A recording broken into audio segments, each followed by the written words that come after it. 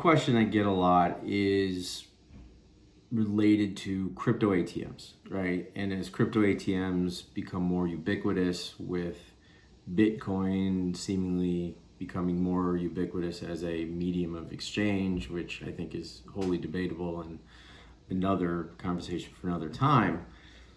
The question is, what do I have to do to attract users?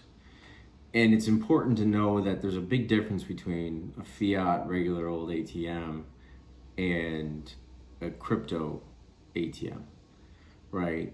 Because the reality is, in a very simple term, a fiat ATM is akin to a branch bank, right? And with the travel rule and with limitations on deposits and withdrawals in ATMs, there's inherent AML in that process, right? Because seemingly, if you have a bank card, a debit card, you've banked somewhere, right? You've signed up. Even if it's like a prepaid card, you go through a AML. Bitcoin ATM is not really the case, right? But you are two things. You're a money service business. I mean, at least you should be. You're a money service business and you're a money transmitter at the state level, right? In most states. So if you're in one of those states, but at a minimum, if you're a money service business, you have 13 odd policies and procedures that you have to have in place that relate to AML and KYC. And those are as strenuous as a bank's would be, right? So to suggest that you could set up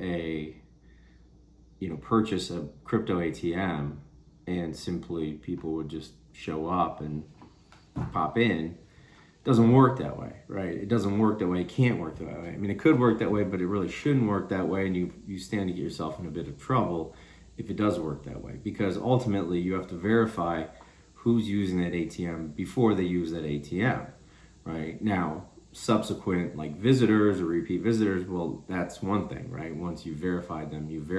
As long as you can verify who they are when they come back, then you're fine. But as it relates to new users, you have to run them through full AML KYC. There's no way around that, right? That's your obligation as a money service business. And if you want to be a money transmitter or have to be a money transmitter at a state level, then it's even greater. So the reality is you have to, right?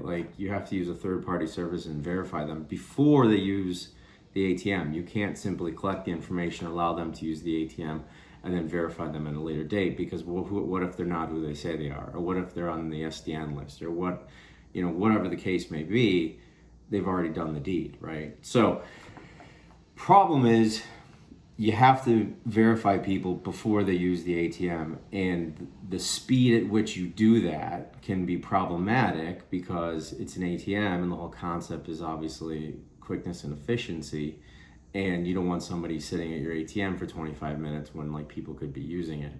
But unfortunately, that's what you have to do unless you have some offline verification, which most people do, or online verification outside of the ATM.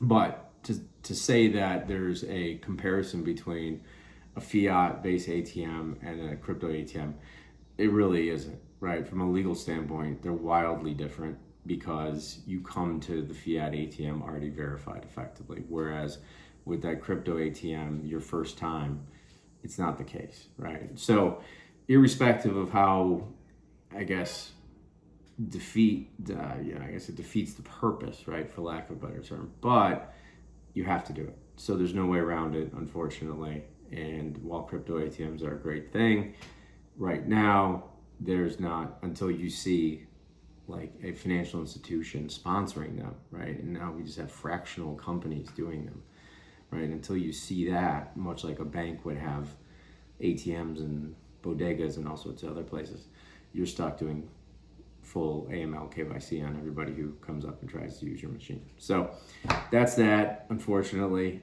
If you have questions, hit me up, Adam at AdamTracy, TRACY.io, and I will talk to you later.